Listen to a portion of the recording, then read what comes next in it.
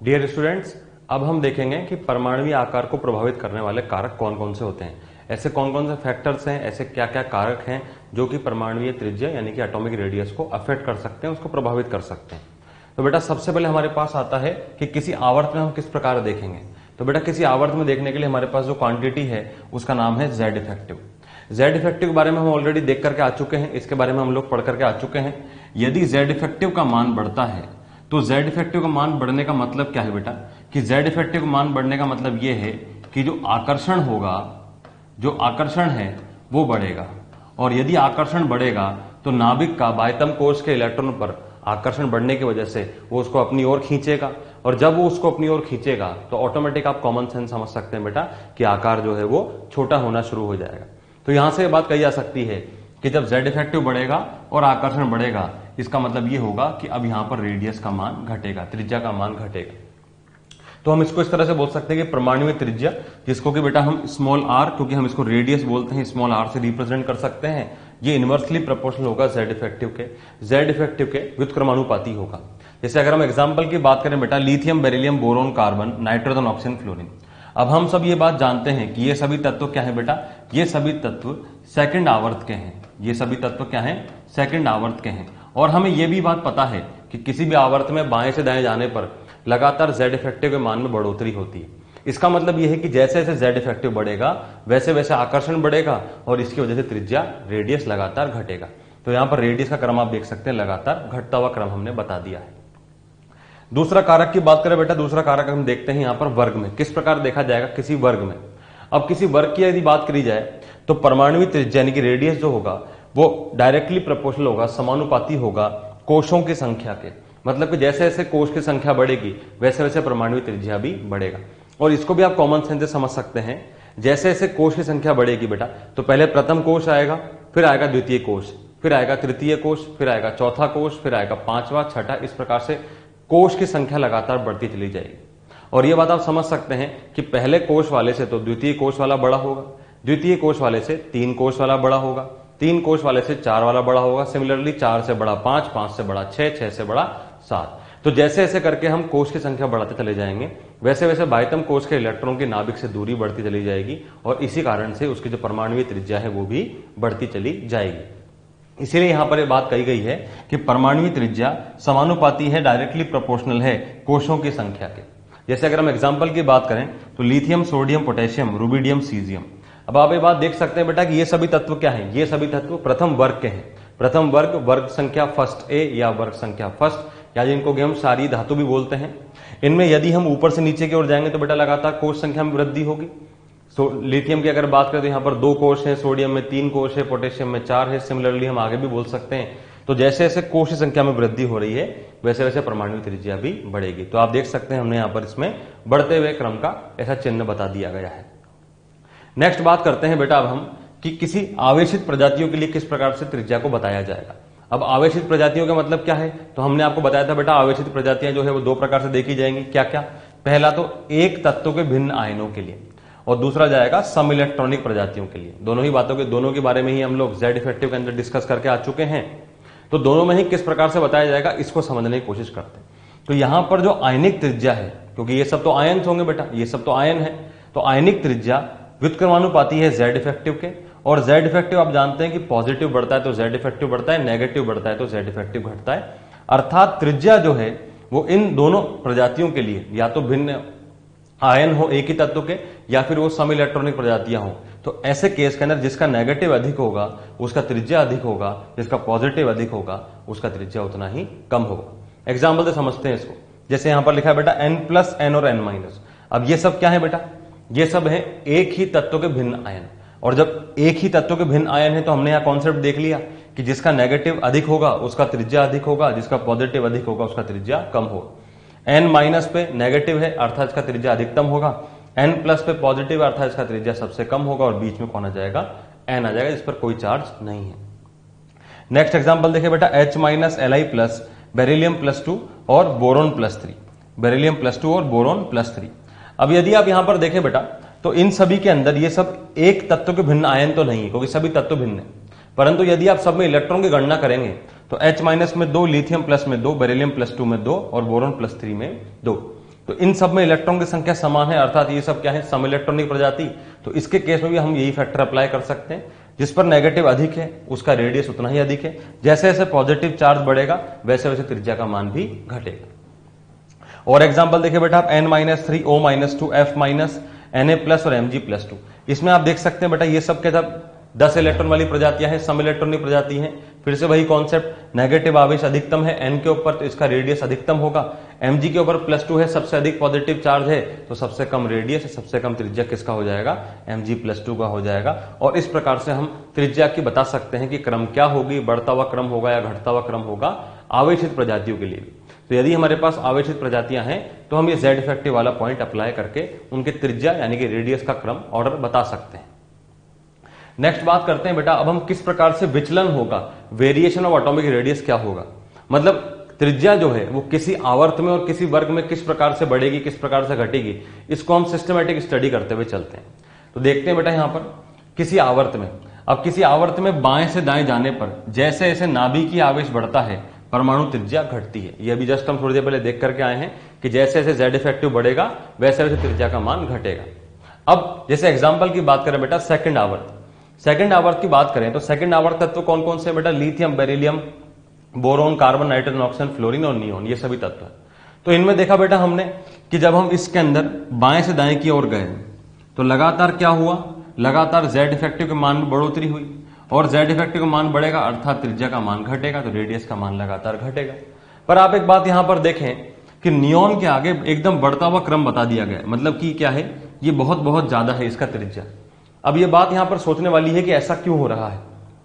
तो बेटा ऐसा होने के पीछे कारण ये है कि नियोन एक ऐसा तत्व है जिसके अंदर सामान्य त्रिज्या नहीं बताई जा सकती, जिसके अंदर हम वॉन डेर वाल त्रिज्या के बारे में बताएंगे। ये बात हम त्रिज्या के शुरुआत में देख करके आए थे कि जो नोबल गैस है, अक्रिय गैसें हैं, इनके अंदर हम वॉन डेर वाल त्रिज्या ज्ञात कर सकते हैं। और ये बात हम पढ़ के आ चुके हैं कि वॉन डेर वाल त्रिज्या का मान सबसे अधिक होता है। इसी वजह से यहां पर नियोन के आगे ऐसा ग्रेटर देन का चिन्ह, एकदम बढ़ता हुआ चिन्ह बता दिया गया है। और उसके पीछे कारण क्या है कि हम नियोन की यदि बात करें तो नियोन में क्या है, यहां पर वॉन डेर वाल त्रिज्या है। तो यहां पर वॉन डेर वाल त्रिज्या होने की वजह से आपको यह बात पता है कि यह त्रिज्या सबसे बड़ी है और इसी कारण से नियोन का मान सर्वाधिक हो गया किसके लिए बेटा, त्रिज्या के लिए। तो बाकी नॉर्मली तो ऑर्डर हमारा चल रहा है, लगातार त्रिज्या घट रही है, परंतु नियोन के अंदर त्रिज्या बढ़ गई और उसका कारण क्या है कि उसके अंदर वॉन डेर वाल त्रिज्या है। नेक्स्ट देखें बेटा हम, जैसे कि हम तृतीय आवर्त के तत्वों की बात करें, sodium, magnesium, aluminium, silicon, phosphorus, sulphur, chlorine, तो देखें बेटा यहां पर बिल्कुल सेम टू सेम ट्रेंड चल रहा है। ये लगातार Z इफेक्टिव बढ़ा, रेडियस का मान घटा। परंतु यदि हम आर्गन की बात करें तो आर्गन के अंदर फिर से वही पॉइंट अप्लाई हो जाएगा कि आर्गन एक अक्रिय गैस है, नोबल गैस है, जिसके अंदर हम वॉन डेर वाल त्रिज्या ज्ञात करेंगे। चूंकि वॉन डेर वाल त्रिज्या सभी त्रिज्याओं से बड़ी होती है, इसी वजह से आर्गन का त्रिज्या का मान अपने सभी आवर्त तत्वों में सबसे बड़ा हो जाएगा। तो आप देख सकते हैं बेटा जैसा कि त्रिज्या का क्रम हमने यहां बताया, उसी प्रकार से आप अगले आवर्तों के बारे में भी कमेंट कर सकते हैं। तो आप इसके बेस पर यदि आपसे पूछा जाए कि बताइए कि किसी आवर्त के अंदर सबसे अधिक त्रिज्या किसकी होगी, तो हम क्या बोल सकते हैं कि अक्रिय गैस की परमाणु त्रिज्या अपने आवर्त में सबसे बड़ी होती है। ये बात को याद रखें बेटा कि किसी भी आवर्त में सर्वाधिक त्रिज्या वाला तत्व कौन सा होता है, अक्रिय गैस होता है। और अब आपको उसका रीजन पता पड़ चुका है कि उसमें क्या होता है, वॉन डेर वाल त्रिज्या होता है। इस कारण से किसी भी आवर्त में सबसे अधिक त्रिज्या वाला तत्व कौन होता है, अक्रिय गैस होता है। तो देखें बेटा इसके अंदर नोट, आवर्त में सबसे बड़ी त्रिज्या, जस्ट अभी हमने देखा बेटा अक्रिय गैस। आवर्त में सबसे छोटी त्रिज्या किसकी होगी, तो देखिए बेटा अब लगातार यहां पर त्रिज्या घट रही घटते घटते यहां पर घटी, इसके बाद फिर बढ़ गई। तो आप ये बात समझ सकते हैं कि द्वितीय आवर्त में सबसे छोटा तत्व कौन सा होगा, फ्लोरीन। सिमिलरली तृतीय आवर्त सबसे छोटा तत्व कौन होगा, क्लोरीन।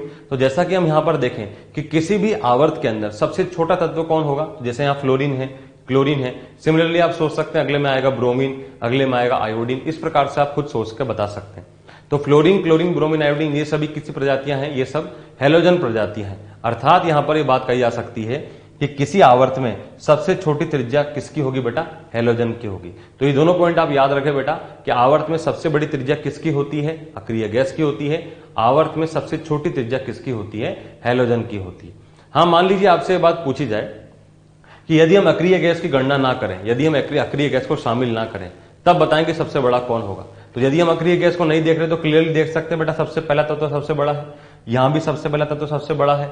अर्थात ये बात कही जा सकती है कि यदि हम अक्रिय गैस को शामिल ना करें, उसको हम इंक्लूड नहीं करें, अक्रिय गैस की गणना ना करें, तो किसी भी आवर्त में सबसे बड़ा तत्व कौन सा आ जाएगा, जो प्रथम तत्व है, और वो कौन सा होता है बेटा, क्षारीय धातु होता है। तो इस प्रकार से अलग अलग सवालों के जवाब दिए जा सकते हैं, बस आपको क्या होना चाहिए, कॉन्सेप्ट क्लियर होना चाहिए।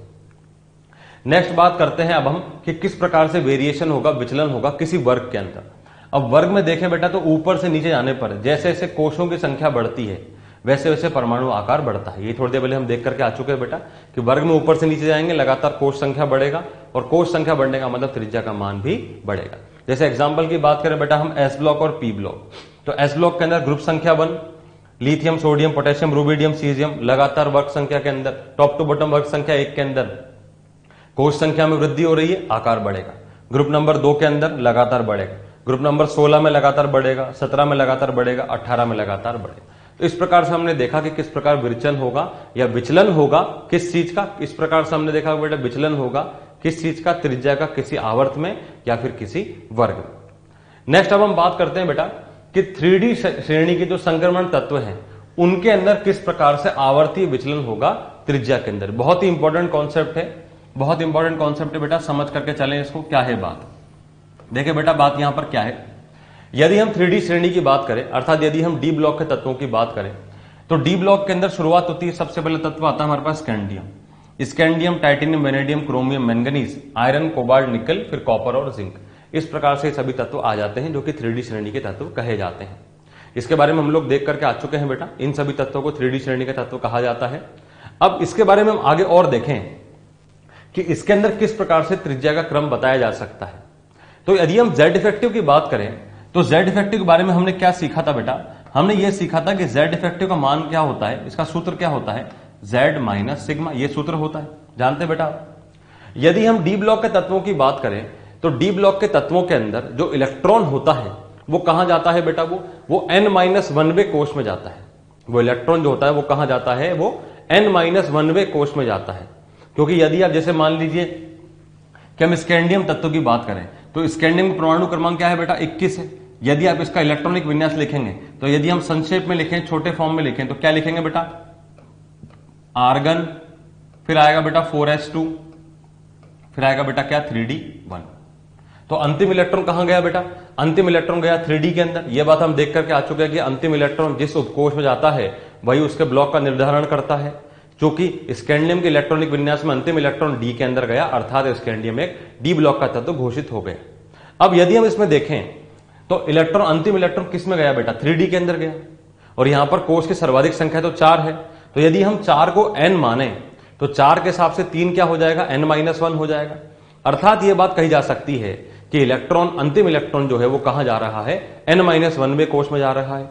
जिस प्रकार हमने स्कैंडियम का विन्यास लिखा उसी प्रकार यदि हम टाइटेनियम का विन्यास लिखें तो टाइटेनियम का इलेक्ट्रॉनिक विन्यास क्या होगा बेटा, आर्गन 4s2 3d2, मतलब अंतिम इलेक्ट्रॉन कहां गया, वहां पर भी 3d2 डी के अंदर गया। तो यह बात कही जा सकती है कि किसी आवर्त में डी ब्लॉक के तत्वों की बात करें तो अंतिम इलेक्ट्रॉन कहां जा रहा है, n-1वें कोष में जा रहा है। अब यदि हम इसके अंदर Z के बारे में बात करें, परमाणु क्रमांक के बारे में बात करें, तो परमाणु क्रमांक लगातार 1-1 से बढ़ रहा है। स्कैंडियम परमाणु क्रमांक 21, टाइटेनियम का 22 1 से बढ़ गया, टाइटेनियम का वेनेडियम का 23 फिर 1 से बढ़ गया। तो इस प्रकार से परमाणु क्रमांक 1 से बढ़ता चला जाएगा। अर्थात यदि हम Z के बारे में बात करें तो Z में यहां पर इंक्रीमेंट जो है वो 1 से होगा, यहां पर Z 1 से बढ़ेगा। यदि हम सिग्मा की बात करें तो सिग्मा में किस प्रकार वृद्धि होगी, तो आपने देखा बेटा कि अंतिम इलेक्ट्रॉन किस में गया, अंतिम इलेक्ट्रॉन n-1वें कोष में गया। और स्लेटर के नियम के अनुसार जब इलेक्ट्रॉन n-1 में होता है तो उसके द्वारा प्रतिपादित सिग्मा कितना होता है, तो उसके द्वारा प्रतिपादित सिग्मा होता है बेटा 0.85। याद कीजिए बेटा, हमने शुरुआत में देखा था कि सिग्मा का मान n-1वें कोष के इलेक्ट्रॉन के लिए क्या होता है, 0.85।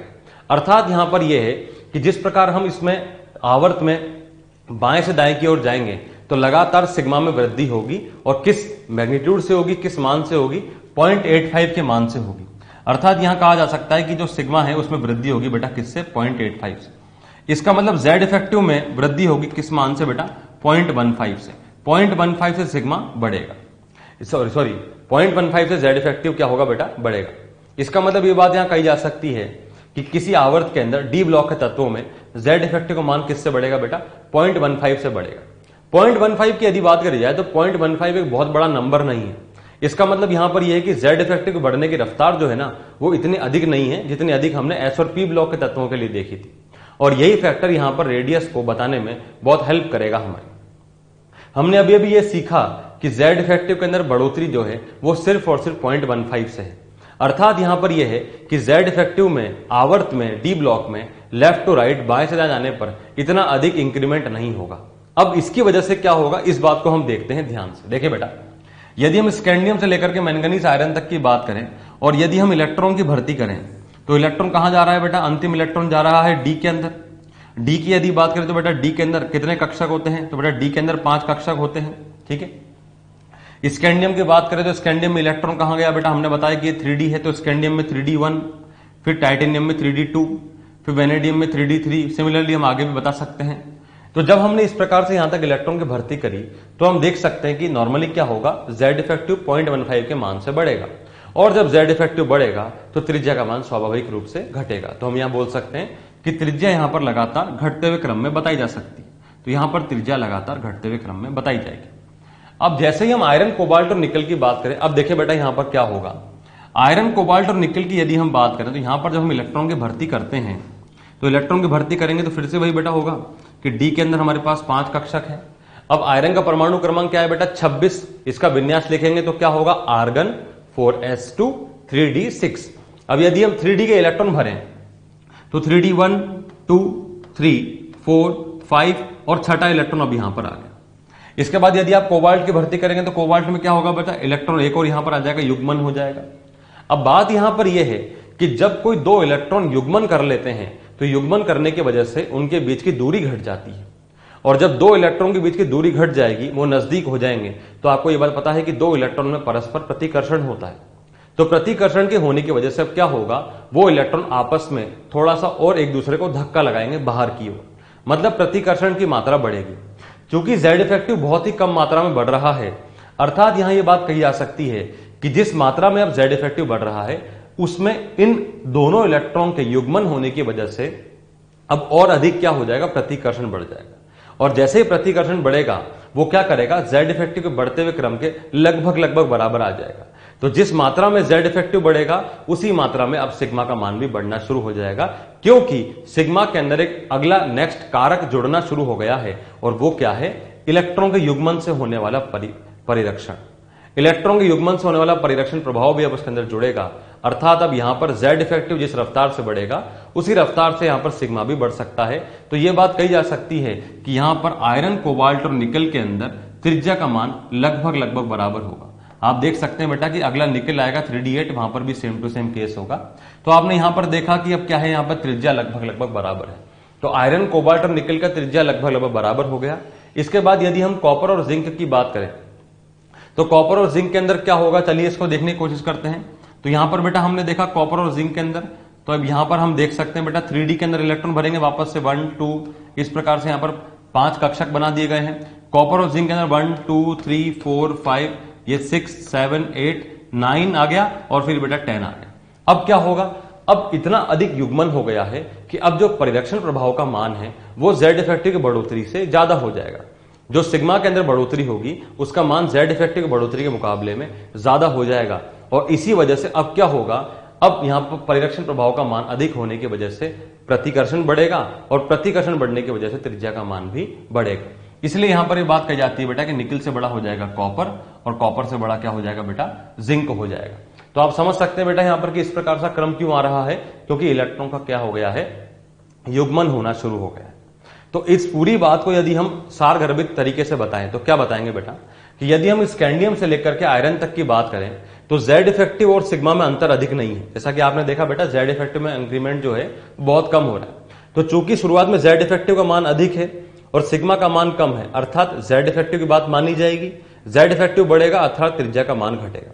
परंतु हम आयरन, कोबाल्ट और निकल, फेकोनी की यदि बात करें तो इलेक्ट्रॉन के युग्मन होने की वजह से अब इनमें प्रतिकर्षण बढ़ जाएगा, और प्रतिकर्षण के बढ़ने की वजह से जो परिरक्षण प्रभाव है, सिग्मा है, वो भी बढ़ जाएगा। तो अब क्या होगा कि अब Z इफेक्टिव और सिग्मा के अंदर जो बढ़ोतरी है वो दोनों का मान बराबर हो जाएगा, और दोनों का मान बराबर होने की वजह से त्रिज्या का मान भी लगभग बराबर हो जाएगा। उसके बाद यदि हम कॉपर और जिंक की बात करें तो इनमें इतने अधिक इलेक्ट्रॉन में युग्मन हो चुका है कि अब उनका परिरक्षण प्रभाव अब बढ़ जाएगा। तो अब सिग्मा के मान में जो बढ़ोतरी है वो जेड इफेक्टिव के मान से अधिक हो जाएगी। तो जिस प्रकार फेकोनी के अंदर बराबर हो गया था, अब कॉपर और जिंक के अंदर जो सिग्मा का मान है वो बढ़ जाएगा, और जब कॉपर और जिंक में सिग्मा का मान बढ़ जाएगा अर्थात वहां पर त्रिज्या का मान भी बढ़ जाएगा। तो ये बेटा बहुत ही इंपॉर्टेंट ऑर्डर है, ये इस ऑर्डर को आप याद रखें, बहुत इंपॉर्टेंट ऑर्डर है, एग्जाम्स के अंदर पूछा जा सकता है, तो काफी इंपॉर्टेंट ऑर्डर है, आप इसको याद करके चलें। तो इस प्रकार हमने देखा बेटा त्रिज्या क्रम क्या होगा, सहसंयोजक त्रिज्या क्रम क्या होगा। Scandium, titanium, vanadium, chromium, manganese, iron, cobalt, निकल के अंदर आप देख सकते हैं। तो बेटा आयरन तक लगातार त्रिज्या घट रहा है, फेकोनी की त्रिज्या लगभग समान, उसके बाद निकल, फिर कॉपर और जिंक, उसके अंदर वापस से त्रिज्या का मान बढ़ गया। तो आप इस प्रकार देख सकते हैं त्रिज्या का मान ऐसा है। फिर अब धात्विक त्रिज्या क्रम क्या है, ये जो हमने क्रम देखा बेटा वो क्या था, वो सहसंयोजक त्रिज्या क्रम है।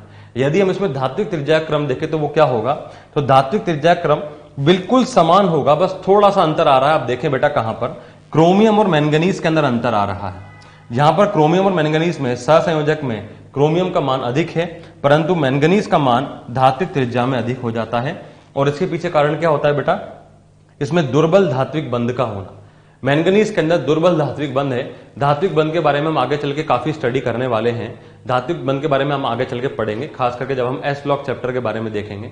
परंतु अभी आप इस बात को सुने, इस बात को आप यहां पर देख करके चलें कि चूंकि मैंगनीज के अंदर दुर्बल धात्विक बंध है, इसलिए उसका त्रिज्या का मान क्या हो जाता है, अधिक हो जाता है। तो आपने देखा बेटा कि यहां पर सहसंयोजक और धात्विक के अंदर थोड़ा सा अंतर आता है, और अंतर कहां आता है, क्रोमियम और मैंगनीज के अंदर आता है। अब इसको आप याद रखने के लिए क्या तरीका अपना सकते हैं, तो बेटा मैं आपको एक बहुत छोटा तरीका बता रहा हूं जिससे आपको बातें हमेशा के लिए याद रहेंगी। वो क्या है, देखें बेटा, यदि हम सहसंयोजक त्रिज्या को कोवलेंट रेडियस बोले, क्योंकि बेटा इसको इंग्लिश में कोवलेंट रेडियस बोलते हैं, तो आरसी का मतलब कोवलेंट रेडियस, सहसंयोजक त्रिज्या। और यदि हम धात्विक त्रिज्या को आरएम बोले, मेटालिक रेडियस, क्योंकि धातु को हम मेटल बोलते हैं, तो आरसी का मतलब कोवलेंट रेडियस, सहसंयोजक त्रिज्या, और आरएम का मतलब मेटालिक रेडियस, मतलब कि धात्विक त्रिज्या। तो आप ऐसे याद रखेंगे बेटा कि आरसी के अंदर क्या देखा बेटा आपने कि क्रोमियम का मान अधिक है, किससे, मैंगनीज से, और आर मेटालिक धात्विक के अंदर क्रोमियम का मान कम है, किससे बेटा, मैंगनीज से। तो आप इसको ऐसे याद रख सकते हैं बेटा कि सी का सी बड़ा होता है और एम का एम बड़ा होता है, सी का सी बड़ा होता है और एम का एम बड़ा होता है। सी का सी बड़ा होने का मतलब क्या है कि क्रोमियम का कोवलेंट मैंगनीज से बड़ा होता है, और एम का एम बड़ा होने का मतलब क्या है कि मैंगनीज का मेटालिक क्रोमियम से बड़ा होता है। तो सी का सी बड़ा होता है और एम का एम बड़ा होता है। इस तरीके से आप इसको याद रख सकते हैं। अगर आपने इस तरीके से याद रख लिया तो आप कभी भी इस बात को नहीं भूलेंगे। तो इस प्रकार हमने देखा बेटा कि 3D श्रेणी के अंदर विरचन किस प्रकार होगा। अभी हमने यहां पर 3D श्रेणी के तत्वों की बात करी है। सिमिलरली बेटा आप 4D श्रेणी के तत्वों में इसी प्रकार से क्रम बता सकते हैं। सिमिलरली बेटा आप 5D श्रेणी के तत्वों में भी इस प्रकार से क्रम बता सकते हैं। तो ये एक एग्जांपल लिया बेटा हमने 3D श्रेणी का, जैसा यहां पर अप्लाई हो रहा है 3D श्रेणी में वैसा ही होगा 4D में, वैसा ही क्रम क्या आएगा 5D श्रेणी में भी बताया जाएगा। चलिए नेक्स्ट बात करते हैं अब हम लेंथेनॉइड सीरीज के बारे में। लेंथेनॉइड के बारे में देखा था बेटा हमने कि आवर्त सारणी के अंदर जो नीचे की ओर जो दो इस प्रकार से बना हुआ है उसको हम क्या बोलते हैं, लेंथेनॉइड। ऊपर वाला लेंथेनॉइड, नीचे वाला क्या होता है, एक्टिनॉइड। यदि हम लेंथेनॉइड सीरीज के आयंस के बारे में बात करें, मतलब उसके हम आयनों के बारे में बात करें, तो ये सामान्यतः +3 के आयंस का निर्माण करते हैं। ये सामान्यतः +3 आयंस का निर्माण करते हैं। अब यदि हमसे यहां पूछा है कि त्रिज्या क्रम क्या होगा, तो देखे बेटा लेंथेनम +3, सीरियम +3, प्रेसियोडियम +3, एनडी +3, ये सभी तत्वों में आप ध्यान से देखें बेटा तो ये सभी तत्व क्या आ रहे हैं, लेंथेनॉइड सीरीज के तत्व आ रहे हैं। इसको हम इस प्रकार से याद रख सकते हैं। हमने आपको बोला था कि आप किसी प्रकार से याद रखें, जैसा आपको ठीक लगता है उस प्रकार से याद रखें, पर याद जरूर रखें, इसको एग्जाम्स में पूछा जाता रहा है। तो आप ऐसे याद रख सकते हैं इसको बेटा, शुरुआत में लेंथेनम है, सीने पर नदियां प्रेम की समाई, यूं ही गदगद तब दिल हुआ अरे तुम यबलू। सीने पर नदियां प्रेम की समाई, यूं ही गदगद तब दिल हुआ अरे तुम यबलू। तो लगातार आप देख सकते हैं कि हमने इसको याद रख लिया। अब जैसे जैसे आप देख सकते हैं कि लगातार त्रिज्या का मान यहां पर क्या हो रहा है, घट रहा है। तो यहां पर बता सकते हैं कि लगातार त्रिज्या का मान भी घटेगा, किसके लिए, एफ ब्लॉक के आयंस के लिए, लेंथेनॉइड सीरीज के आयंस के लिए लगातार त्रिज्या का मान घटेगा। अगला बात करते हैं बेटा अब हम लेंथेनॉइड संकुचन, लेंथेनॉइड कॉन्ट्रैक्शन। एक बहुत ही इंपॉर्टेंट कॉन्सेप्ट, इस कॉन्सेप्ट के आधार पर क्वेश्चन पूछे जाते रहे हैं, बहुत इंपॉर्टेंट कॉन्सेप्ट है। आगे चल के इसका हम केमिकल बॉन्डिंग चैप्टर के अंदर भी इसका इस्तेमाल करेंगे, यूज करेंगे। ध्यान से सुने, आपको बहुत मजा आने वाला है। क्या होता है लेंथेनॉइड संकुचन? पहले हम इसकी परिभाषा के बारे में देखते हैं। लेंथेनम 57 के बाद 58 से 71 के तत्वों में इलेक्ट्रॉन 4f कोष में जाता है। लेंथेनम के बाद जब हम इलेक्ट्रॉन की भर्ती करते हैं तो 58 से लेकर के 71 के तत्वों के अंदर इलेक्ट्रॉन कहां जाता है बेटा? 4f कोष में जाता है, जिसका परिरक्षण प्रभाव बहुत ही कम होने से प्रभावी नाभिक के आवेश बढ़ जाता है। हमें बात देख करके आ चुके बेटा कि F उपकोष में जब इलेक्ट्रॉन जाता है तो F का जो परिरक्षण प्रभाव होता है बहुत अधिक दुर्बल होता है, जिसको कि हम नगण्य भी कह सकते हैं। तो जिसकी वजह से क्या लिखा है? जिसका परिरक्षण प्रभाव बहुत ही कम होने से प्रभावी नाभिकीय आवेश Z इफेक्टिव बढ़ जाता है, जिससे आकार लगभग समान हो जाता है। इसे ही लेंथेनॉइड संकुचन कहा जाता है। इसे क्या बोलते हैं बेटा? लेंथेनॉइड संकुचन बोलते हैं। अब लेंथेनॉइड संकुचन, इसे क्या बोलते हैं बेटा? लेंथेनॉइड संकुचन बोलते हैं। अब किस प्रकार ये अप्लाई होता है और कहां होता है, तो इसको समझने की कोशिश करते हैं एग्जांपल से। देखिए बेटा, हमने यहां पर 3D, 4D और 5D श्रेणी के कुछ तत्वों के बारे में बात करते हैं। 3D और 4D और 5D, जब हम 3D, 4D और 5D के तत्वों की बात करें तो किसी भी वर्ग में ऊपर से नीचे के जाने पर क्या होता है? कोष संख्या में वृद्धि होती। तो कोष संख्या में वृद्धि होगी अर्थात क्या होगा बेटा? आकार का मान भी बढ़ेगा। तो यहां पर आकार बढ़ेगा। तो हमने यहां बताया कि आकार का मान यहां पर बढ़ेगा। इस प्रकार से त्रिज्या क्रम बता दिया। फिर जब हम 4D से 5D श्रेणी की ओर गए तो कोष की संख्या बढ़ेगी अर्थात यहां पर आकार बढ़ना चाहिए। बिल्कुल सही बात है, यहां पर भी कोष की संख्या बढ़ेगी तो यहां पर भी आकार बढ़ना चाहिए। परंतु जब हम 4D से 5D के इन तत्वों की बात करें तो 58 से 71 के तत्वों को भरने के बाद हम ये बात देख सकते हैं कि F इलेक्ट्रॉन क्या हो रहे हैं बेटा? बढ़ते चले जा रहे हैं। तो जब एक इलेक्ट्रॉन F में जाता है तो इलेक्ट्रॉन जाने के साथ साथ एक प्रोटॉन भी नाभिक में जाता है। जब ये प्रोटॉन नाभिक में जाएगा तो उसकी वजह से आकर्षण का मान बढ़ेगा। परंतु जब इलेक्ट्रॉन F उपकोष में जाएगा तो उसकी वजह से परिरक्षण प्रभाव ना के बराबर बढ़ेगा। तो जब F में एक इलेक्ट्रॉन गया, प्रोटॉन एक बढ़ा।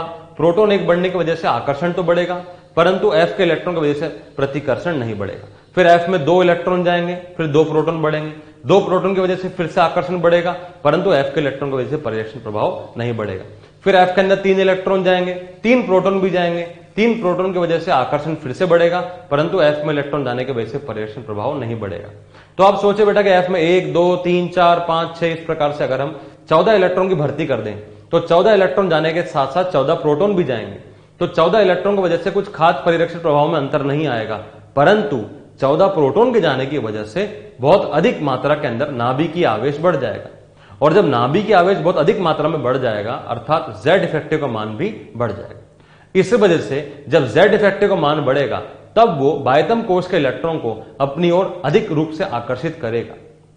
और जब अधिक रूप से आकर्षित करेगा तो उसके आकार को वो छोटा करने की कोशिश करेगा। तो जैसा कि हमने यहां पर मेंशन करा है बेटा कि 4f इलेक्ट्रॉन की वजह से सिग्मा का मान घटेगा। 4f इलेक्ट्रॉन की वजह से सिग्मा का मान घटेगा अर्थात Z इफेक्टिव का मान बढ़ेगा। और जब Z इफेक्टिव का मान बढ़ेगा तो वो साइज को, आकार को, त्रिज्या को घटाने की कोशिश करेगा। अब आपने यहां देखा बेटा दोनों एक दूसरे के लगभग बराबर हो जाएंगे। क्या बराबर हो जाएंगे? देखिए बेटा यहां पर 2 फैक्टर काम कर रहे हैं, 2 कारक काम कर रहे हैं। एक कारक काम कर रहा है कोष संख्या। कोष संख्या चाहता है कि कोष संख्या बढ़ेगा तो त्रिज्या का मान भी बढ़ेगा, परंतु उसी समय यहां पर क्या हो रहा है? ये 4f इलेक्ट्रॉन का जो दुर्बल या नगण्य परिरक्षण प्रभाव है वो भी कार्य कर रहा है। तो 4f इलेक्ट्रॉन का दुर्बल परिरक्षण प्रभाव की वजह से Z इफेक्टिव बढ़ा और Z इफेक्टिव चाहता है कि त्रिज्या छोटी हो जाए। तो एक फैक्टर तो चाहता है कि साइज बड़ा हो जाए, एक फैक्टर चाहता है कि साइज छोटा हो जाए, और दोनों फैक्टर आपस में एक दूसरे के लगभग बराबर हो जाते हैं। तो जब 2 फैक्टर आपस में एक दूसरे के लगभग बराबर हो जाएंगे तो इसका मतलब यहां पर त्रिज्या भी लगभग बराबर हो जाएगी। इसको बोलते हैं बेटा लेंथेनॉइड संकुचन, कि लेंथेनॉइड तत्वों के बाद में आने वाले तत्व जो हैं, जो कि हमारे 5D श्रेणी के होंगे, इनका त्रिज्या अपने ऊपर वाले 4D श्रेणी के तत्वों से लगभग बराबर पाया जाता है। लगभग यहां पर हम इक्वल रेडियस के बारे में कह सकते हैं। और इसको क्या बोलते हैं बेटा? लेंथेनॉइड संकुचन बोलते हैं, कि वो तत्व जो कि लेंथेनॉइड श्रेणी के बाद आते हैं, वो तत्वों का जो 5D श्रेणी के तत्व होंगे उनका त्रिज्या, उनका रेडियस अपने ऊपर वर्ग वाले तत्वों से लगभग बराबर हो जाता है। और उसी का नाम क्या होता है बेटा? लेंथेनॉइड संकुचन। संकुचन का मतलब क्या होता है बेटा? सिकुड़ जाना, कि जो रेडियस बड़ा होना चाहिए था वो सिकुड़ करके छोटा हो गया, वो सिकुड़ करके छोटा हो गया। इसको ही हम क्या बोलते हैं बेटा? लेंथेनॉइड संकुचन कहते हैं। जैसे बेटा एग्जांपल की बात देखें आप, टाइटेनियम, जिरकोनियम और हाफनियम। अब आप एक बात देखें बेटा टाइटेनियम, जिरकोनियम और हाफनियम। तो टाइटेनियम, जिरकोनियम, हाफनियम, तो टाइटेनियम और जिरकोनियम में त्रिज्या का मान बढ़ा, परंतु जिरकोनियम और हाफनियम में यहां रेडियस का मान लगभग लगभग बराबर का बताया गया है। क्यों बताया गया है देखें यहां, क्योंकि हैफनियम परमाणु क्रमांक 72 कौन तत्व है बेटा, जो 71 के बाद आएगा। 71 के बाद आने का मतलब क्या है, जब 58 से 71 के तत्व हैं, इसमें लैंथेनम से हैफनियम के बीच में, तो 4f इलेक्ट्रॉन का नगण्य परिरक्षण प्रभाव है। नगण्य परिरक्षण प्रभाव है तो सिग्मा का मान घटेगा, जेड इफेक्टिव का मान बढ़ेगा, परंतु कोश संख्या में वृद्धि भी हो रही है। तो कोश संख्या वाला फैक्टर चाहता है कि त्रिज्या बढ़ जाए, और नगण्य परिरक्षण की वजह से जो जेड इफेक्टिव बढ़ा वो चाहता है कि त्रिज्या घट जाए। तो कोश संख्या की वजह से रेडियस बढ़ना चाहिए, जेड इफेक्टिव से रेडियस घटना चाहिए, दोनों फैक्टर बराबर हो जाएंगे, उनके इफेक्ट कैंसिल आउट हो जाएंगे, इसलिए यहां त्रिज्या का मान लगभग लगभग बराबर हो जाएगा। ध्यान दीजिएगा बेटा कि y और La के अंदर ये फैक्टर कार्य नहीं करेगा। और क्यों नहीं करेगा आप समझ सकते हैं, क्योंकि La के अंदर F के इलेक्ट्रॉन उपस्थित नहीं है। La के बाद से हैफनियम के अंदर F के इलेक्ट्रॉन उपस्थित होने यहां शुरू हो रहे हैं। इसलिए आप एक बात देखें, यदि हम वर्ग संख्या से हिसाब से बात करें तो ये हमारे पास में थर्ड वर्ग का है और ये हमारे पास में फोर्थ वर्ग का है। तो थर्ड वर्ग के तत्वों के अंदर लेंथेनॉइड संकुचन कार्य नहीं करेगा, क्योंकि यहां पर F में इलेक्ट्रॉन आया ही नहीं है। परंतु चौथे वर्ग से आगे की ओर यदि आप जाते हैं तो लगातार F में इलेक्ट्रॉन आने की वजह से यहां पर त्रिज्या का मान 4d और 5d श्रेणी के तत्वों का बराबर होना शुरू हो जाएगा। और इसके पीछे कारण क्या है बेटा, लैंथेनॉइड कॉन्ट्रैक्शन, लैंथेनॉइड संकुचन। जैसा कि अभी हमने देखा बेटा टाइटेनियम, जिरकोनियम, हैफनियम, तो जिरकोनियम हैफनियम का रेडियस अप्रोक्सीमेटली सेम हो गया, लगभग लगभग बराबर हो गया। क्यों? लैंथेनॉइड संकुचन की वजह से। सिमिलरली देखे बेटा वेनेडियम, नायोबियम, टेंटेलम, तो बेटा नायोबियम और टेंटेलम का रेडियस भी अप्रोक्सीमेटली बराबर हो जाएगा, और उसके पीछे कारण भी क्या होगा, लैंथेनॉइड संकुचन। यहां पर देखा बेटा हमने जिंक, कैडमियम, मरकरी, तो जिंक, कैडमियम, मरकरी में जिंक और कैडमियम में तो बढ़ेगा, परंतु कैडमियम मरकरी का रेडियस अप्रोक्सीमेटली बराबर हो जाएगा, सेम हो जाएगा। और इन सबके पीछे रीजन क्या है बेटा, इन सबके पीछे रीजन है लैंथेनॉइड संकुचन, लैंथेनॉइड संकुचन। तो आप इस बात को इस तरह से याद रख सकते हैं कि जनरल तौर पर, सामान्य तौर पर यह बात कही जा सकती है कि जो तत्व पांचवें आवर्त के होते हैं उनकी त्रिज्या लगभग लगभग बराबर देखी जाती है छठे आवर्त के तत्वों से। जो तत्व छठे आवर्त के होते हैं उनकी त्रिज्या लगभग लगभग बराबर पाई जाती है किनसे, पांचवें आवर्त के तत्वों से। कब से? चौथे वर्ग के बाद से। और इसका मुख्य कारण क्या होता है, इसका मुख्य कारण होता है लैंथेनॉइड संकुचन। लैंथेनॉइड संकुचन की वजह से छठे आवर्त के तत्वों का त्रिज्या का मान लगभग लगभग बराबर हो जाता है पांचवें आवर्त के तत्वों से, जो कि चौथे वर्ग से शुरुआत के तौर पर कहा जा सकता है। तो यह हुआ बेटा हमारे पास बहुत इंपॉर्टेंट कॉन्सेप्ट, क्या, लैंथेनॉइड संकुचन या लैंथेनॉइड कॉन्ट्रैक्शन। अब हम देखते हैं बेटा यहां पर संक्रमण संकुचन या ट्रांजिशन कॉन्ट्रैक्शन। अब हम देखेंगे बेटा यहां पर संक्रमण संकुचन या ट्रांजिशन कॉन्ट्रैक्शन के बारे में कि वो क्या होता है। चलिए देखते हैं ये क्या बोलता है कि गैलियम 31, गैलियम का परमाणु क्रमांक 31 होता है बेटा, में इलेक्ट्रॉन 3D उपकोष में जाता है जिसके दुर्बल परिरक्षण प्रभाव की वजह से Z इफेक्टिव बढ़ जाता है और आकार लगभग समान हो जाता है। इसे ही संक्रमण संकुचन कहा जाता है। बात यहां पर ये कही गई है कि चूंकि D का परिरक्षण प्रभाव भी दुर्बल होता है, तो उसकी वजह से भी जब इलेक्ट्रॉन D में भर्ती होगा उसकी वजह से भी सिग्मा के मान में कोई खास बढ़ोतरी नहीं होगी, परंतु Z इफेक्टिव के मान में बढ़ोतरी हो जाएगी। इस बात का मतलब क्या है, इसको एग्जांपल से देखते हैं बेटा। बोरोन, एल्यूमिनियम, गैलियम, ये तीन तत्व देखे बेटा हमने, बोरोन, एल्यूमिनियम, गैलियम, ये तीन तत्व देखे बेटा हमने, बोरोन, एल्यूमिनियम, गैलियम। अब यदि हम बोरोन से एल्यूमिनियम की बात करें तो यहां पर कोश संख्या वृद्धि हो रही है, अर्थात आकार का मान बढ़ेगा।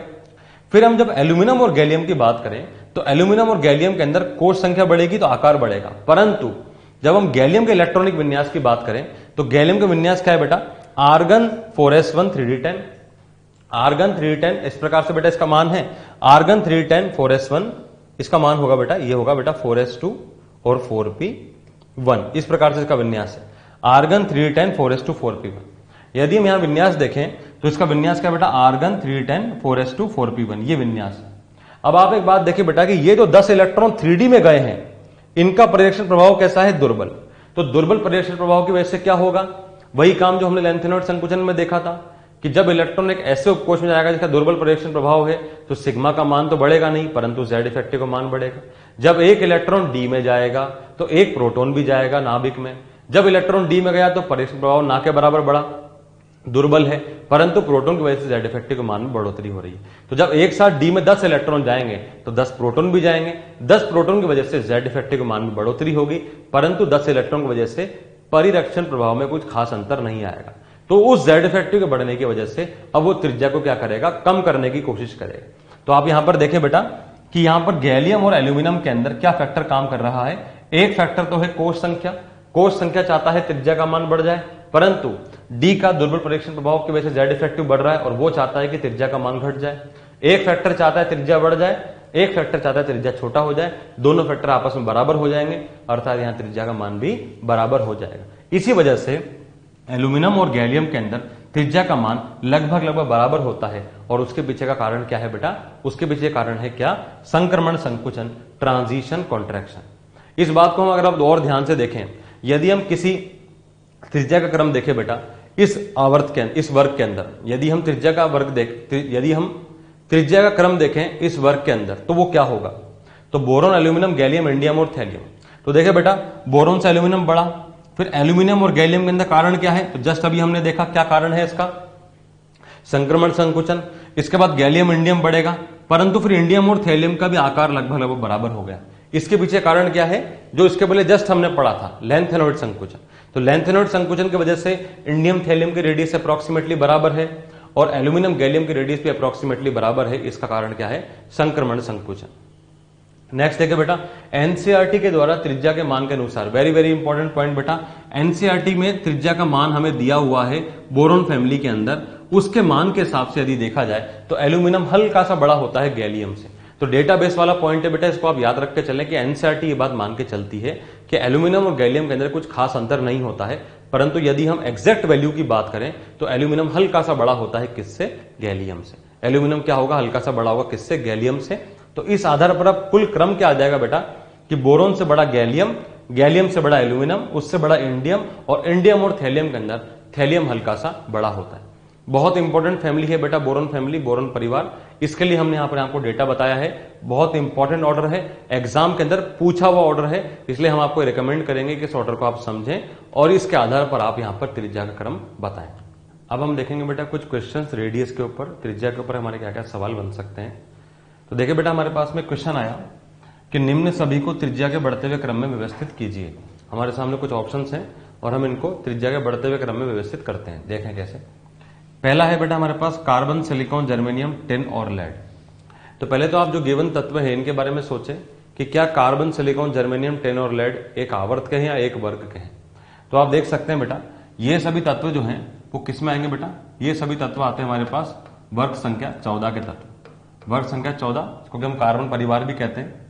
कार्बन, सिलिकॉन, जर्मेनियम, टिन और लेड, ये इस प्रकार के तत्व हैं बेटा। फिर ये बात हम जानते हैं अच्छे से कि किसी वर्ग में ऊपर से नीचे की ओर जाने पर लगातार क्या होता है, n यानी कि कोष्ठ संख्या में वृद्धि होती है, अर्थात रेडियस का मान भी बढ़ेगा। तो रेडियस का मान बढ़ेगा तो हमने बोला कि कार्बन, सिलिकॉन बढ़ेगा, फिर सिलिकॉन, जर्मेनियम भी बढ़ेगा, जर्मेनियम, टिन बढ़ेगा। अब यदि हम टिन और लेड की बात करें बेटा, यदि हम टिन और लेड की बात करें तो टिन जो तत्व है वो हमारे पास में 5वें आवर्त का है और लेड जो है हमारे पास वो 6ठे आवर्त का तत्व है। और हमें मालूम है कि 5वें और 6ठे आवर्त तत्वों का त्रिज्या लगभग बराबर हो जाती है। इसका रीजन क्या होता है, संकुचन। ये बात जानते हैं हम कि यहां पर संकुचन कार्य करता है। तो संकुचन भी कौन सा, लेंथेनॉइड संकुचन। तो संकुचन के कार्य करने की वजह से यहां पर त्रिज्या लगभग बराबर हो जाएगी। तो इस प्रकार से यहां पर त्रिज्या क्रम आ जाएगा, लगातार बढ़ेगा, टिन और लेड का लगभग बराबर का हिसाब से बताया जा सकता है। नेक्स्ट है बेटा हमारे पास क्रोमियम, मोलिब्डेनम और टंगस्टन। अब यदि हम क्रोमियम, मोलिब्डेनम और टंगस्टन की बात करें तो इसको आप देख सकते हैं बेटा ये सभी के सभी तत्व, क्रोमियम, मोलिब्डेनम और टंगस्टन, ये सभी तत्व क्या हैं, ये सभी तत्व भी एक वर्ग के हैं, परंतु ये सब क्या है, डी ब्लॉक के हैं। ऊपर से नीचे आएंगे त्रिज्या बढ़ेगा, परंतु मोलिब्डेनम टंगस्टन का रेडियस अप्रोक्सीमेटली बराबर हो जाएगा। और उसके पीछे रीजन क्या है हम देख सकते हैं। मोलिब्डेनम जो है हमारा वो 4D श्रेणी का तत्व है, टंगस्टन जो है हमारा वो 5D श्रेणी का तत्व है। और यहां पर हम क्या बोलते हैं, यहां पर हमारे पास संकुचन लगता है। कौन सा संकुचन, वही लेंथेनॉइड संकुचन, जिसको कि हम लेंथेनॉइड कॉन्ट्रैक्शन LC भी बोल सकते हैं। तो यहां पर त्रिज्या क्रम कुछ इस प्रकार आएगा, क्रोमियम से मोलिब्डेनम बढ़ेगा, मोलिब्डेनम टंगस्टन का लगभग बराबर हो जाए। अगला देखिए बेटा La+3, Ce+3, Gd+3, Lu+3। आप ये बात देख सकते हैं बेटा कि लेंथेनम La+3, फिर सीरियम से लेकर के Lu+3 तक। तो हमने बात देखा हुआ है बेटा कि F ब्लॉक आयंस के अंदर लगातार त्रिज्या का मान घटता है। तो यहां पर तो क्रम इसी प्रकार बताया जा सकता है कि लगातार त्रिज्या का मान घटेगा। लगातार त्रिज्या का मान घटेगा। अगला है हमारे पास H minus Li plus beryllium plus 2, इसके बारे में देख लेते हैं बेटा। H माइनस Li प्लस और बेरिलियम प्लस 2, ये सभी आयन है।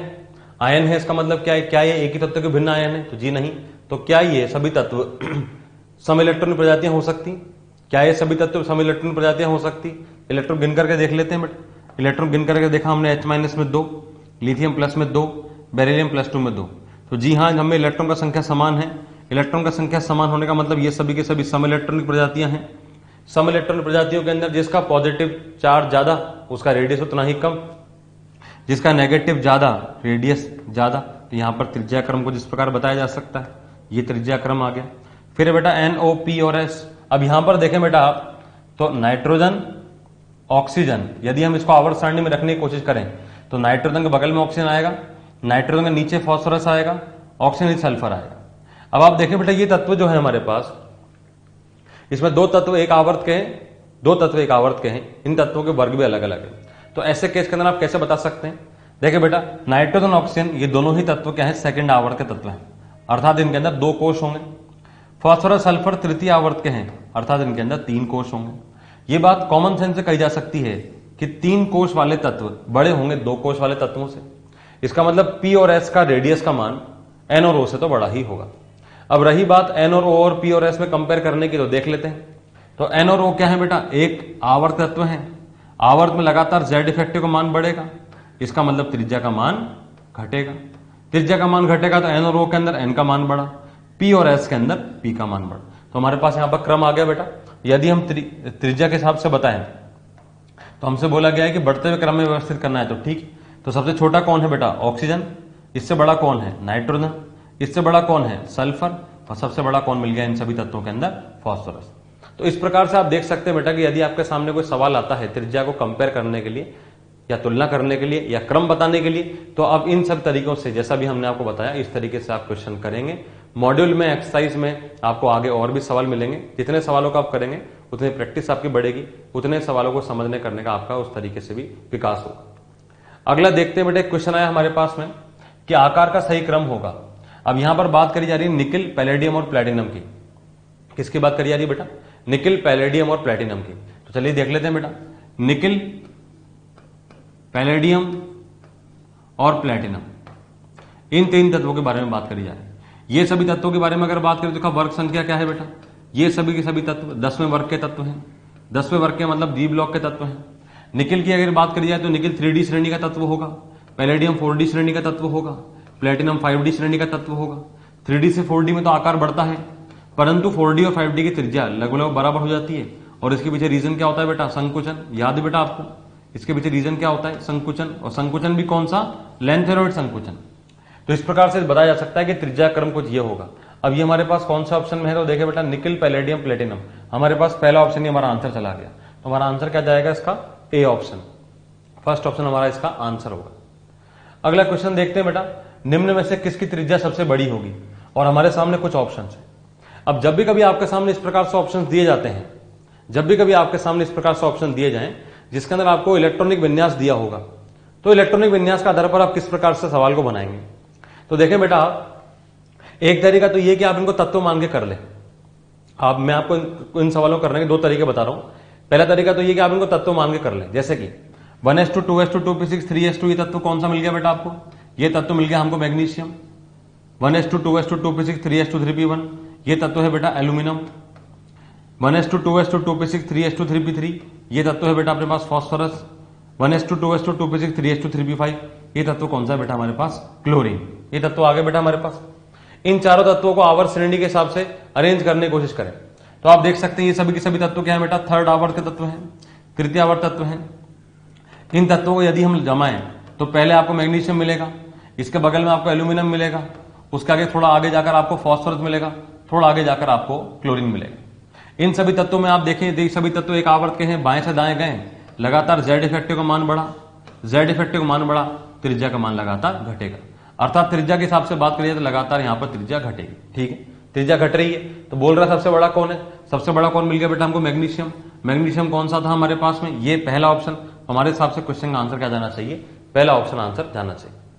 दूसरा तरीका इसका ये है, आप इसको इस प्रकार देखिए बेटा, कोष संख्या में 3 3 3 3, ये सभी के सभी समान कोष के हैं।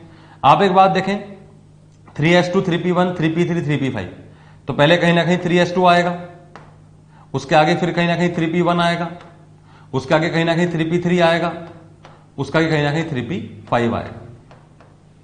ये सभी तत्व भी आपको क्या मिल गए बेटा, समान कोष के हैं। लगातार इधर से इधर की ओर गए, z इफेक्टिव का मान बढ़ रहा है, z इफेक्टिव का मान बढ़ रहा है, रेडियस का मान घटेगा, तो रेडियस का ऑर्डर यहां पर कुछ इस प्रकार आ जाएगा।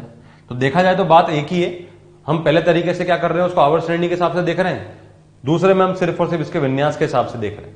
यहां पर भी सबसे बड़ा तत्व कौन मिलेगा हमें, 3s2 वाला तत्व, और 3s2 कौन मिला हमें, ये वाला पहला वाला, तो इसके हिसाब से हमारा आंसर क्या जाएगा, फर्स्ट ऑप्शन जाएगा। तो क्वेश्चन का अपना आंसर क्या है बेटा, फर्स्ट ऑप्शन, ए ऑप्शन हमारे क्वेश्चन का आंसर चला जाएगा। अगला सवाल देखें बेटा, s-2 किसका सम इलेक्ट्रॉनिक नहीं है, तो पहले तो s-2 गणना कर लेते हैं। s-2 में टोटल नंबर ऑफ इलेक्ट्रॉन देखे तो सल्फर में कितने इलेक्ट्रॉन, 16 में 2 इलेक्ट्रॉन जोड़े तो ये 18 इलेक्ट्रॉन हो गए। अब सवाल ये पूछ रहा है कि हमसे सम इलेक्ट्रॉनिक नहीं है, ध्यान दीजिएगा बेटा, नहीं है के बारे में बात करें तो नहीं को अंडरलाइन कर लेंगे हम, नहीं है। चलिए देखते हैं आर्गन की यदि बात करें, आर्गन का परमाणु क्रमांक 18, इसका मतलब इसमें तो 18 इलेक्ट्रॉन है, तो ये तो हमारा आंसर हो नहीं सकता। क्लोरीन माइनस की बात करें तो क्लोरीन का परमाणु क्रमांक होता है 17 में एक नेगेटिव जोड़ा तो हो गया 18 इलेक्ट्रॉन, ये भी हमारा आंसर हो नहीं सकता। HS माइनस, अब कई बच्चे इसमें कंफ्यूज हो सकते हैं कि सर ये HS माइनस क्या है, तो बेटा कुछ घबराने की जरूरत नहीं है, आप तो देखें कुल इलेक्ट्रॉन गिने, हाइड्रोजन में 1 इलेक्ट्रॉन होता है, सल्फर में 16 इलेक्ट्रॉन होते हैं, एक नेगेटिव चार्ज, इसका मतलब 1 इलेक्ट्रॉन और जोड़ दिया हमने, ये टोटल नंबर ऑफ इलेक्ट्रॉन होंगे इसके अंदर, 16 17 और एक 18, इसका मतलब ये भी हमारा 18 इलेक्ट्रॉन हो गया, तो ये भी हमारा आंसर हो नहीं सकता। तो ऑप्शन के हिसाब से बचा दो टाइटेनियम +3, ये आंसर होना चाहिए, पर हम फिर भी इसकी कैलकुलेशन करके देख लेते हैं। टाइटेनियम की यदि हम बात करें तो टाइटेनियम का परमाणु क्रमांक क्या होता है बेटा, 22, टाइटेनियम परमाणु क्रमांक क्या होता है बेटा, 22। अब यदि हम 22 में 3 घटाएं तो टाइटेनियम का यदि हम +3 बनाएंगे तो इसमें कितने इलेक्ट्रॉन होंगे बेटा, तो 22 में से आप 3 इलेक्ट्रॉन घटा दो, तो यदि आप 22 में 3 इलेक्ट्रॉन घटाओगे तो कितने बचेंगे बेटा, 19 इलेक्ट्रॉन। तो पूछ रहा है कि हमसे कौन सा इलेक्ट्रॉन नहीं है, तो हमारा आंसर क्या चला जाएगा बेटा, टाइटेनियम +3, ये डी ऑप्शन हमारा क्वेश्चन का आंसर चला जाएगा। इस प्रकार हमने देखा बेटा कि कुछ सवाल क्या क्या आ सकते हैं हमारे पास, इस प्रकार हमने देखा कि बेटा हमारे पास क्या क्या सवाल आ सकते हैं, और इसके बेस पर हम यहाँ पर क्वेश्चन को इस प्रकार से देख सकते हैं।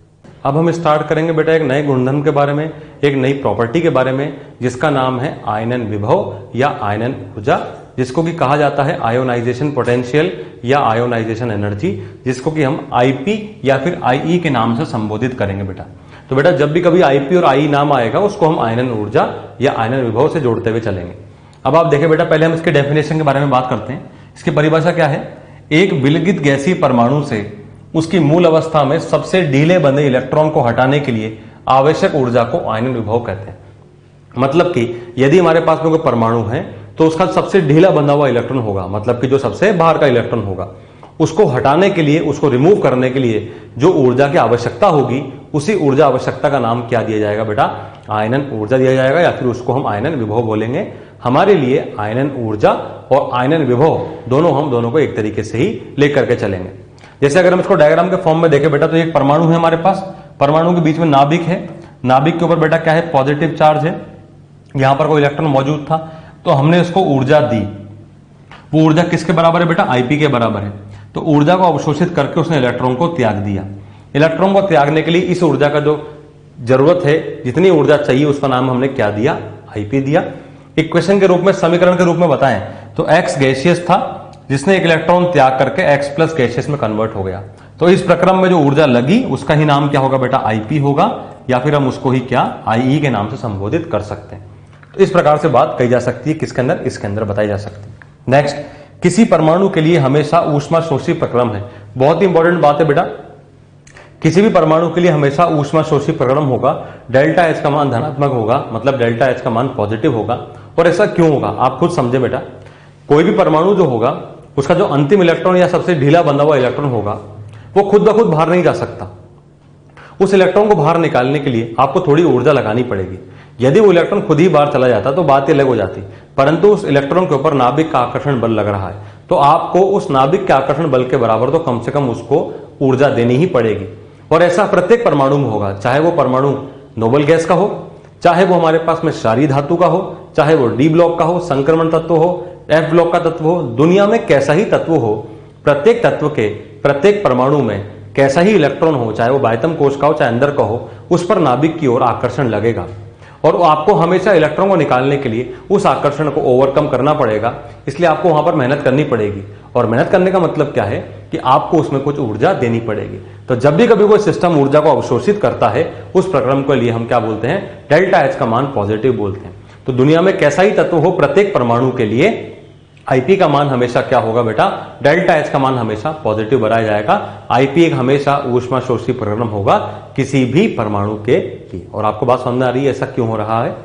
नेक्स्ट बात देखें बेटा, इसे इलेक्ट्रॉन वोल्ट पर एटम, इलेक्ट्रॉन वोल्ट पर परमाणु या किलोजूल पर मोल या किलो कैलोरी पर मोल में मापा जा सकता है। तो बेटा इसकी यूनिट से जैसा कि आप देख सकते हैं एनर्जी है, ऊर्जा है, ऊर्जा का मापक्रम क्या होता है, ये सब मापक्रम होते हैं। इलेक्ट्रॉन वोल्ट पर एटम होगा या किलोजूल पर मोल होगा या किलो कैलोरी पर मोल होगा। तो स्टूडेंट बेटा अब हम एक सवाल देखते हैं। वो सवाल क्या है हमारे पास, देखते हैं जरा। सवाल हमारे पास ये कि निम्न ऊर्जा परिवर्तन प्रक्रमों में कौन सा आयनन ऊर्जा को प्रदर्शित करेगा। सवाल बहुत आसान सा है, हमारे सामने कुछ प्रक्रम दिए हुए हैं और पूछ रहा है कि ऐसा कौन सा है जो कि आयनन ऊर्जा को प्रदर्शित करेगा। तो देखते हैं ऑप्शन क्या क्या है हमारे पास। एक्स सॉलिड से x plus gas plus electron, इस प्रकार से हमारे कुछ ऑप्शन दिए हुए हैं। अब पहली नजर में अगर देखें तो हमें लगता है कि इनमें अंतर क्या है, जिसमें का सब कुछ समान है, अंतर कुछ नहीं है। पर अगर आप ध्यान दें तो इसमें अंतर है। देखें क्या, पहले प्रक्रम में सॉलिड से इलेक्ट्रॉन निकाला जा रहा है।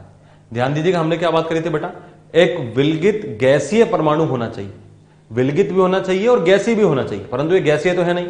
इसका मतलब ये हमारा आंसर नहीं हो सकता। अगला है X2 गैसियस से X प्लस गैसियस बनना, तो ये हमारा आंसर हो सकता है। ये तो गैसीय अवस्था में भी है परंतु ये परमाणु नहीं है। ध्यान दे बेटा, इलेक्ट्रॉन निकल जरूर रहा है परंतु X2 से निकल रहा है। X2 का मतलब क्या है, वो एक अणु है, वो एक परमाणु नहीं है। यदि वो X होता तो हम उसको मान लेते, परंतु वो X2 है, इसका मतलब वो अणु है, परमाणु नहीं है। और परमाणु से इलेक्ट्रॉन निकालना ही क्या होता है, आयनन ऊर्जा होता है। इसका मतलब ये भी हमारा आंसर हो नहीं सकता। थर्ड ऑप्शन की अगर बात करें तो X गैसियस से X plus gaseous plus electron बन रहा है। ये एक विलगित भी है, गैसीय भी है, परमाणु भी है। सिंगल है इसका मतलब विलगित है, गैसीय लिखा हुआ है, परमाणु है X गैसियस है, इसका मतलब ये हमारा आंसर हो सकता है। डी ऑप्शन की बात करें, डी ऑप्शन में लिखा हुआ बेटा XAQ। अब AQ का मतलब होता है बेटा एक्वस, जल में। तो जल में तो हम बात करेंगे नहीं, हमें तो क्या चाहिए, गैसीय अवस्था में चाहिए। इसका मतलब ये भी हमारा आंसर हो नहीं सकता। तो क्वेश्चन के हिसाब से बात करिए तो हमारा आंसर क्या होगा बेटा, सी ऑप्शन इसको हमारे क्वेश्चन का आंसर चला जाना चाहिए। इस प्रकार से हमसे कोई क्वेश्चन पूछा जाएगा तो हम इस प्रकार जवाब देंगे। यहां इस प्रकार के सवालों में आपको परिभाषा याद होनी चाहिए। नेक्स्ट बात करते हैं बेटा, अब हमारे सामने अगला है क्रमागत आयनन ऊर्जा। अब क्रमागत आयनन ऊर्जा का मतलब क्या होता है, इसको इंग्लिश में बोलते हैं बेटा सक्सेसिव आयोनाइजेशन एनर्जी, जिसको कि हम क्रमागत आयनन विभव भी बोल सकते हैं, सक्सेसिव आयोनाइजेशन पोटेंशियल बोल सकते हैं। अभी क्या होता है पहले इस बात को समझते हैं। क्रमागत वर्ड का मतलब क्या होता है कि क्रम से, एक के बाद के एक के बाद के एक, इस प्रकार से आए। तो क्रमागत क्या होता है देखते हैं हम इसको। किसी परमाणु M की क्रमागत यानी कि सक्सेसिव आयनन ऊर्जा होगी, क्या होगी देखें बेटा। इक्वेशन है हमारे पास M गैसियस, इसमें हमने कुछ ऊर्जा दी E1, इससे हमें क्या मिला बेटा M plus gaseous plus electron, इसने इलेक्ट्रॉन त्याग दी। फिर M प्लस में हमने कुछ ऊर्जा दी E2, इससे बना M+2, इसने एक इलेक्ट्रॉन त्याग दिया। फिर M+2 में हमने कुछ ऊर्जा दी E3, इसने इलेक्ट्रॉन त्याग दिया, क्या बन गया M+3। तो जो M से इलेक्ट्रॉन निकल के M+ के बनने का जो प्रक्रम है, इसका नाम क्या है बेटा, फर्स्ट आयोनाइजेशन एनर्जी या प्रथम आयनन ऊर्जा। प्रथम आयनन ऊर्जा का मतलब क्या है, किसी तत्व से प्रथम इलेक्ट्रॉन निकालना, किसी तत्व के परमाणु से जो कि उदासीन अवस्था में है उससे इलेक्ट्रॉन निकालने के प्रक्रम को क्या बोलेंगे बेटा, फर्स्ट आईपी या प्रथम आयनन ऊर्जा। सिमिलरली जब हम +1 से इलेक्ट्रॉन निकाल करके +2 बना रहे हैं तो उसका नाम क्या दिया जाएगा, सेकंड आयोनाइजेशन एनर्जी या द्वितीय आयनन ऊर्जा। सिमिलरली जब हम +2 में से इलेक्ट्रॉन निकाल करके +3 बना रहे हैं तो उस प्रक्रम का नाम क्या दिया गया, थर्ड आयोनाइजेशन एनर्जी या तृतीय आयनन ऊर्जा। अब बात यहां पर यह कि हम इन तीनों ऊर्जाओं के अंदर अगर हम देखें तो क्या क्रम होगा, इसको हम समझने की कोशिश करते हैं। तो एक सिंपल सी बात देखें बेटा, जब हमारे पास में M था तो हमने बेटा क्या करा, M से एक इलेक्ट्रॉन निकाल करके इसको M+ बनाया और हमने इस प्रक्रम का नाम क्या दिया बेटा, हमने इसका नाम दिया IP1। आप कुछ भी नाम दे सकते हैं, I1 वगैरह कुछ भी। जब हमने M+ से इलेक्ट्रॉन निकाल करके उसको M+2 बनाया, जब हमने इसको M+2 बनाया तब हमने क्या नाम दिया बेटा, इसका IP2 नाम दिया, या फिर हम इसको I2 भी बोल सकते हैं। सिमिलरली जब हम इसको M+2 से M+3 का निर्माण करेंगे तब हम इसका नाम क्या दे रहे हैं, हम इसका नाम IP3 दे रहे हैं, जिसको कि हम IE3 इस प्रकार से बोल सकते हैं। अब आप देखिए, जब इलेक्ट्रॉन लगातार निकल रहा है तो इलेक्ट्रॉन का निकलने पर क्या हो रहा है, ऊर्जा अवशोषित होगी। ये बात हम देखकर आ चुके कि किसी परमाणु के लिए आयनन ऊर्जा का मान हमेशा क्या होता है, डेल्टा H का मान पॉजिटिव होता है, हमेशा ऊर्जा अवशोषित होती है। अब जब ऊर्जा इसमें अवशोषित हो रही है तो ऊर्जा अवशोषित होने का मतलब हमें यहां कंपेयर करके चलना है। तो देखिए बेटा, M से इलेक्ट्रॉन निकालने के लिए हमें थोड़ी मेहनत करनी पड़ेगी, सीधी सी बात है, कोई भी तत्व अपने आप इलेक्ट्रॉन तो देगा नहीं, परंतु M के मुकाबले में यदि आपको M+ से इलेक्ट्रॉन निकालना है तो चूंकि अब पॉजिटिव चार्ज बढ़ गया, धनावेशित हो गया, पॉजिटिव चार्ज बढ़ने का मतलब आकर्षण अधिक और बढ़ गया। अब आपको उस अधिक आकर्षण को भी ओवरकम करना पड़ेगा, अर्थात आपको थोड़ा सा और अधिक मेहनत करना पड़ेगा। सिमिलरली जब हम M+ के मुकाबले में M+2 से इलेक्ट्रॉन निकालने की बात करें तो M+2 में और अधिक धनावेशित हो गया, और अधिक पॉजिटिव चार्ज बढ़ गया, पॉजिटिव चार्ज बढ़ने का मतलब और अधिक अट्रैक्शन बढ़ गया। आकर्षण बढ़ने की वजह से अब आपको उस आकर्षण को ओवरकम करने के लिए और अधिक मेहनत करनी पड़ेगी। इसका मतलब यह बात कही जा सकती है कि यदि मैं अगला इलेक्ट्रॉन निकालने की कोशिश करूं, M+3 से M+4 बनाऊं, तो मुझे उसके अंदर इसके मुकाबले में थोड़ी और अधिक एनर्जी की आवश्यकता होगी। यहां पर हमने कोई बात नहीं करी कि तत्व किस प्रकार का होना चाहिए, नोबल गैस होना चाहिए, नहीं, हमने ऐसा कुछ नहीं बोला। क्या वो तत्व अल्कली मेटल हो, क्षारीय धातु हो, हमने ऐसा कुछ नहीं बोला। ये एक जनरल स्टेटमेंट है, ये एक सामान्य कथन है। इसमें हमने देखा कि किसी भी तत्व के लिए, दुनिया में किसी भी प्रकार का तत्व हमारे पास में आ जाए, उसके लिए हम लगातार जब इलेक्ट्रॉन निकालते चले जाएंगे तो जो ऊर्जा अवशोषित होगी उसका मान लगातार बढ़ता चला जाएगा, और उसी अवशोषित ऊर्जा का मान का नाम हमने क्या दिया है बेटा, आयनन ऊर्जा या आयनन विभव नाम दिया है। इसीलिए हम यहां पर ये बात बोल सकते हैं कि जो IP1 होगा उसके मुकाबले में IP2 का मान अधिक होगा, उसके मुकाबले में IP3 का मान और अधिक होगा। तो यहां पर यह बात कही जा सकती है कि जो क्रमागत ऊर्जा होगी, क्रमागत आयनन ऊर्जा होगी, उसका मान हमेशा बढ़ते हुए क्रम में होता है। तो दुनिया में किसी भी तत्व के लिए E1 से बड़ा E2, E2 से बड़ा E3, अर्थात जो क्रमागत ऊर्जा है, जो सक्सेसिव आयनेशन एनर्जी है, उसका मान लगातार बढ़ेगा ही बढ़ेगा। दुनिया में किसी भी तत्व के लिए क्रमागत या सक्सेसिव आयनेशन एनर्जी का मान लगातार बढ़ता चला जाएगा। देखते हैं बेटा, अगला क्वेश्चन आया हमारे पास में, निम्न के आयनिक अभिक्रिया को ध्यान में रखते हुए तब I का सही क्रम क्या होगा। कुछ हमारे सामने अभिक्रिया दी हुई है, A गैस से A+ से A+2, A+2 से A+3, सभी में इलेक्ट्रॉन हम एनर्जी निकाल रहे हैं। यहां पर I, यहां पर A1, A2, A3 इस प्रकार से नाम दिया बेटा। तो इस एनर्जी का नाम क्या दिया बेटा इन्होंने, A1, इसका नाम क्या दिया बेटा A2, इसका नाम क्या दिया हमसे A3। अब हमसे पूछा जा रहा है कि जरा बताएं A1, A2, A3 के अंदर क्या है। तो अगर आप ध्यान दें बेटा, तो A के लिए अगर बात करें तो इसके लिए क्या है, ये प्रथम आयनन ऊर्जा, द्वितीय आयनन ऊर्जा, तृतीय आयनन ऊर्जा। लगातार आयनन ऊर्जा का मान बढ़ता है, अब ये जस्ट हमने सीखा है। तो क्रमागत आयनन ऊर्जा में बढ़ोतरी होने की वजह से आयनन ऊर्जा क्रम लगातार बढ़ेगा, अर्थात यहां पर हम बोल सकते हैं कि जो A1 है उससे अधिक होना चाहिए A2, उससे अधिक क्या होना चाहिए, A3 होना चाहिए। और ये हमारे पास में कौन सा ऑप्शन है बेटा, A1, A2, A3, पहला तो होगा नहीं, दूसरा होगा नहीं, तीसरा हमारा आंसर चला जाएगा। तो इस क्वेश्चन के हिसाब से देखा जाए तो हमारा आंसर क्या जाएगा बेटा, सी ऑप्शन, या फिर यूं बोले तो हम थर्ड ऑप्शन इस क्वेश्चन का आंसर चला जाना चाहिए। नेक्स्ट बात करते हैं बेटा, ठोस अवस्था में एक परमाणु से इलेक्ट्रॉन को बाहर नहीं निकाला जा सकता है, अतः इसे गैसीय अवस्था में परिवर्तित करते हैं। इसके लिए आवश्यक ऊर्जा को ऊर्ध्वपातन ऊर्जा या सब्लिमेशन एनर्जी कहते हैं। बहुत इंपॉर्टेंट पॉइंट है बेटा, इसको आप याद रख के चले, इंफॉर्मेशन है। जब भी कभी हम किसी तत्व को ठोस से डायरेक्टली गैस में कन्वर्ट करेंगे, तब वहां पर जो ऊर्जा की आवश्यकता होगी उसका नाम क्या दिया जाएगा बेटा, उसको सब्लिमेशन एनर्जी या ऊर्ध्वपातन ऊर्जा कहा जाता है। यह बात आपको पता है बेटा, IP हमेशा कहां पर होती है, किसी गैसीय परमाणु के लिए होती है। तो यदि कोई परमाणु आपके पास ठोस अवस्था में होगा तो पहले आपको उसको ठोस से गैस अवस्था में कन्वर्ट करना पड़ेगा, उसका नाम क्या है, ऊर्ध्वपातन। वहां पर जो ऊर्जा चाहिए उसका नाम क्या होगा, ऊर्ध्वपातन ऊर्जा या सब्लिमेशन एनर्जी, और उसके बाद आप इलेक्ट्रॉन निकालने की कार्रवाई आगे कर सकते हैं। जैसे देखिए बेटा, हमारे पास में अगला सवाल आया, इसमें से कौन सा प्रक्रम प्रथम आयनन ऊर्जा को प्रदर्शित करता है। ध्यान दीजिएगा बेटा, प्रथम आयनन ऊर्जा को प्रदर्शित करता है। चलिए देखते हैं किक करके, Na सॉलिड से Na+। तो देखिए बेटा, सॉलिड से इलेक्ट्रॉन निकालना आयनन ऊर्जा होगा क्या, नहीं, तो ये हमारा आंसर हो नहीं सकता। नेक्स्ट है बेटा, हाफ ऑफ F2 से F+ बनाना। तो देखिए बेटा, इलेक्ट्रॉन निकल तो रहा है, परंतु वो कहां से निकल रहा है, F2 से। आप इस हाफ से कंफ्यूज ना हो, आप ये देखिए इलेक्ट्रॉन निकल कहां से रहा है, इलेक्ट्रॉन निकल रहा है F2 से। F2 क्या है, एक अणु, अणु के लिए IP नहीं होता, परमाणु के लिए होता है। इसका मतलब ये भी हमारा आंसर हो नहीं सकता। थर्ड ऑप्शन है बेटा हमारे पास, Mg गैस से Mg+2 गैस बनाना। अब आप बोलेंगे सर यहां भी इलेक्ट्रॉन निकल रहा है, गैस से इलेक्ट्रॉन निकल रहा है, इसका मतलब ये क्या है, ये आयनन ऊर्जा है। बिल्कुल सही बात है, आयनन ऊर्जा है, परंतु क्वेश्चन में हमसे बोला गया है कि प्रथम आयनन ऊर्जा, ध्यान दीजिए बेटा, प्रथम आयनन ऊर्जा के बारे में बात कर रहा है। प्रथम का मतलब क्या है? सिर्फ एक ही इलेक्ट्रॉन निकालना। चूंकि यहां पर Mg से Mg+2 का निर्माण हो रहा है, अर्थात यहां पर 2 इलेक्ट्रॉन निकल गए। अर्थात यहां पर 2 इलेक्ट्रॉन निकलने का मतलब यह हुआ कि यह एक तरीके से योग है किसका? IP1 और IP2 का। यह जो प्रक्रम है, यह प्रक्रम एक्चुअली में योग है IP1 और IP2 का, परंतु हमसे केवल IP1 के बारे में बात करी जा रही है, इसलिए यह भी हमारा आंसर हो नहीं सकता। फाइनली अब अगर हम बात करें डी ऑप्शन की, तो जिनॉन से जिनॉन प्लस का निर्माण हो रहा है। एक विलगित परमाणु है, गैसीय परमाणु है, और परमाणु तो है ही सही। इसका मतलब क्या है? ये हमारा क्वेश्चन का आंसर चला जाएगा। तो क्वेश्चन के हिसाब से देखा जाए तो हमारा आंसर क्या जाना चाहिए बेटा? डी ऑप्शन हमारा आंसर होना चाहिए। इस क्वेश्चन का अपना आंसर क्या जाएगा? D option.